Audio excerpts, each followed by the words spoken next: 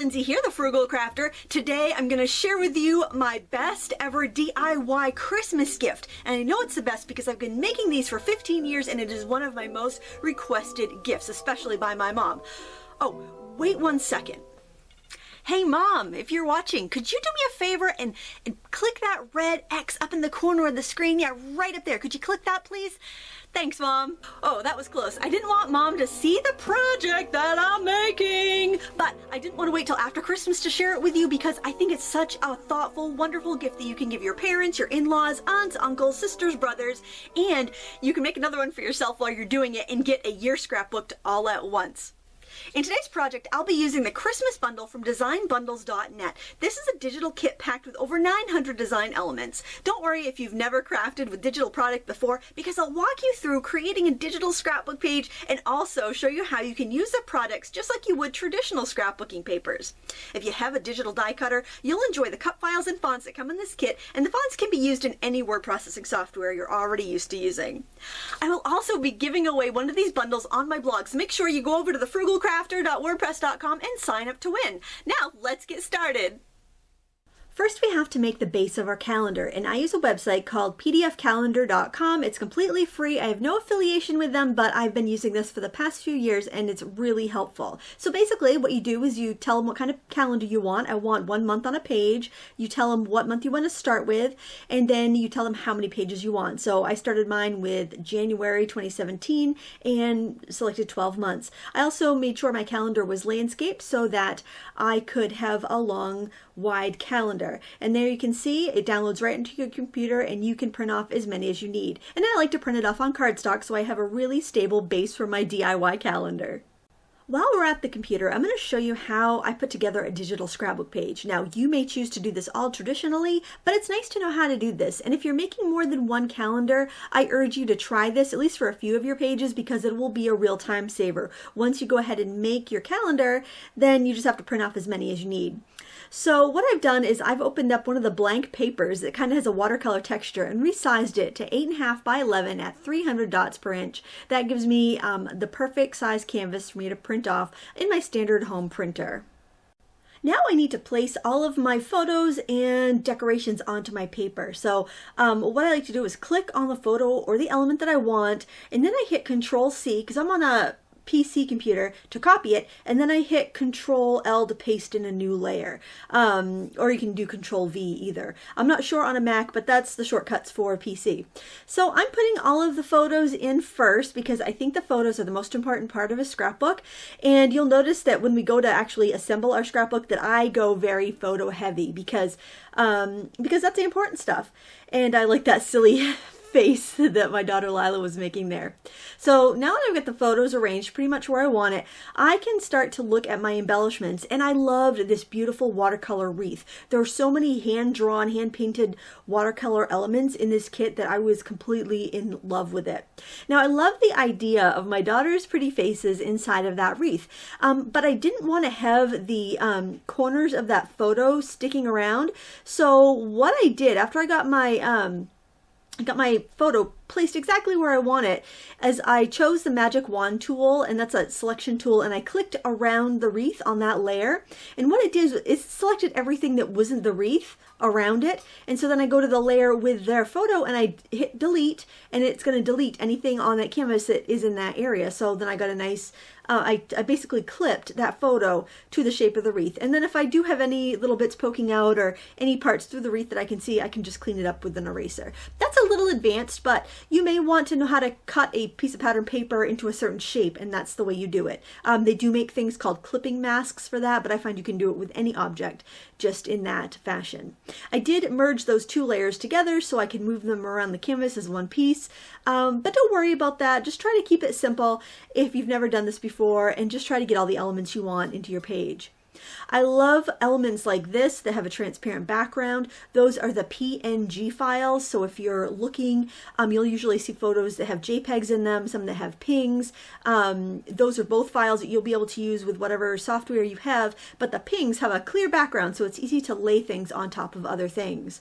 Just like this pretty kind of pine sprig or fir sprig there. So I just like to layer it just like I would a traditional scrapbook page. Now, like I said, if I was going to make 4 of these calendars like I have done in the past, I would try to do them all digitally because it wouldn't take me much more time to make 4 as it does 1. But since I'm only making 1 for my mom this year, I'm only going to do this 1 digital page, and the other ones I'm going to do by hand.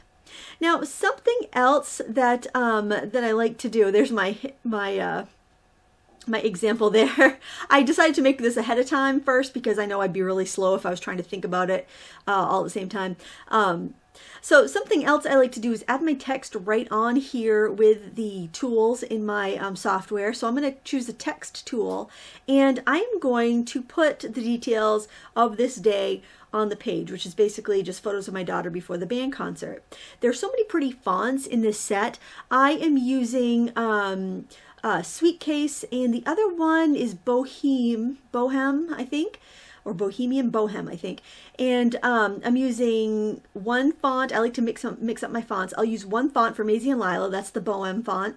And then I'll use the cursive Sweet Case for the Christmas Concert 2016 underneath. Now, the thing I realized about that Sweet Case font is that it cuts in the digital die cutter beautifully, and you will see that in a little bit. I love being able to play with so many elements digitally like this, because if you don't like something, you just click undo and you try it again, and it doesn't get much easier than that. It's not like you're trying to pick adhesive and glue boogers off your paper. You're good to go. So now that I have my page the way that I want it, all I have to do is flatten all my layers, and that's going to give me a nice printable file that I can then print right on my home printer. And I like to print it as I choose photo printer borderless, and then I just print it on the best quality setting using photo paper. And that's pretty much that. Here's another thing I do to save time and supplies. I like to print my paper on the back side of the calendar that I already printed out. Since I'm using cardstock to print out my calendar, it's nice and thick and it can take double-sided printing. So what I'm doing here is looking through my Christmas bundle and choosing any papers that look like I could use them for other seasons or that are generic enough that I could use year-round. The vintage feel of this paper is very flattering for a lot of different themes, and I know that it goes with my mom's sense of style a lot. So I just went ahead, I found 12 prints that I really liked, and I went ahead and printed them on the reverse side of the calendar pages that I already printed. Now it's time to take everything we've printed down to the craft table and assemble our book, our calendar here. So you can see how I've printed the pattern paper on the back side of the calendar sheets there. What I'm going to do is take about 3 or 4 sheets at a time and punch holes using my little home binding tool. And if you don't have this, you could go to an office supply store and they could do it for you, or you could punch all those little holes with a hole punch and use a comb binding like I am doing here, or even use little book rings if you prefer. So what it should look like is this. After you've gotten that piece done, those few pages done, then you want to flip it over and lay it on your table. It's very important you do not get your pages mixed up or out of order. So now I'm going to take my next 3 sheets here. Make sure you push that all the way to the back of your machine and you have it lined up good, or your calendar is going to be very sloppy looking. So when you put that next stack on, you flip it over. So every time you punch, you're putting it on the stack flipped over so everything stays in the right order. Adding the comb binding is simple. You can get them in any color you like, but I keep black and white on hand. Just set it on the kind of pegs coming up from the machine and slide it over to the left, and that will catch it on the prong so that when you pull the handle down, it opens up the comb, just like I did there. Now what you want to do is just take your stack of calendar pages all lined up nice and tidy, and you're going to feed them onto those little fingers of the combs coming up. All right, and then you're going to let go of the handle and it's going to close up, and you have a nice and tidy calendar ready to decorate. Now the real fun begins. I like computers just as much as the next gal, but I gotta tell you, I'm never really happy until I'm getting my fingers covered in glue and ink and glitter and all that good stuff. I used a couple fonts from the Christmas bundle. I used Sweet Face, which I think is gonna be my new favorite die cutting font. It's a beautiful chunky script, and I also used the font Kick. So Kick is going to be 2017, and Sweet Case is the Weirich family script that I have going on there. When you're cutting with a digital die cutter, you can tell it to put shadow on objects, and that's what I did on the purple layer. I had it cut with a thick shadow so that I could put my green layer on top and it would give me a nice outline or reveal. So that is done, in every software is a little bit different, but generally that's done with a shadow tool or a weld tool, and you just add a shadow. You can refer to your software's manual if you have a machine and you're not exactly sure how to do it, because I'm using an old machine and old software, so I don't want to tell you wrong. So I'm just going to go ahead and layer up those words and numbers and then just leave it to dry. I'm using a combination of wet adhesive and dry adhesive, so I just want to make sure I don't get glue smeared anywhere. I wanted to use some of the scrapbooking die cuts and products that I've had kicking around for a while, and one way I like to unify everything is use a single shade of like a tan or a brown ink. This is a caramel color, which is very flattering, and what I'll do is I'll hit the edges of any die cuts or even papers that I'm using to make everything kind of look like it came together. Now, if you just use products from the Christmas bundle, everything would pretty much match on its own, but when you're mixing some of stuff from your stash and you're mixing it with other companies' papers, it's just a nice touch to get everything to go together. I decided to die cut some claw cans from an old Sizzix die that I had because I thought it would be fun and whimsical, and I'm just playing with everything and trying to put it together in a pleasing fashion. Quick tip, if you want to use brads or eyelets on your calendar, you want to make sure you put them into an embellishment. Do not put them directly onto your page because they're going to show through on the back side, which would be the next month's calendar. So here I'm just poking a hole in the middle of that clock face, and I'm using a brad to attach the claw cans. That way there'll be no holes in any of my layouts. After you've arranged all your elements the way you like them, just simply use some glue to stick it down. If you have really large elements, you can use double-sided tape, but if your elements are a little skinnier, you can use wet glue. Just make sure you give them plenty of time to dry before you flip them over to work on the next page. There are two different ways I like to approach these calendars. Sometimes I want to do one page at a time, like I'm doing here. I've selected my photos and I've pulled some embellishments and I'm kind of messing around with them on the page and see how they look good, and I'll have the patience for that.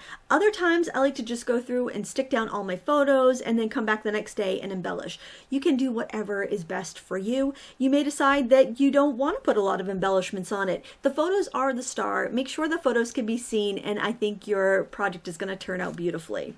I'll show you all the calendar pages in a minute, but first I wanted to share this tip. You can print out your clip art and use them as embellishments. Here I printed out some antlers, which are very trendy right now, and I cut them with my scan and cut machine, but you could cut them out with scissors if you don't have one. Then I can use those antlers anywhere I want to in my calendar. I thought they might be cute on the cover, but I just didn't have enough space for them, but don't worry, they'll end up on one of my layouts. I don't like to punch hanging holes for my calendar. Instead, I like to make a clip to hang it up for two reasons. It protects my pages so they can be used year after year as a scrapbook, but it also seems to help the calendar balance, and if your calendar's a little off, you can just move the clip a millimeter to the right or the left to make it hang properly. So to dress it up, I just take a little binder clip and I attach ribbon around one of the loops. You don't have to do that, but it does make it look a little fancy. And I find these little patterned binder clips at the Dollar Tree. So I'm sure you could find something. If not, get a regular black one and you could decorate it with some washi tape. And now we're going to take a look at the entire scrapbook, and I love this because you get a real sense of accomplishment once you've done that.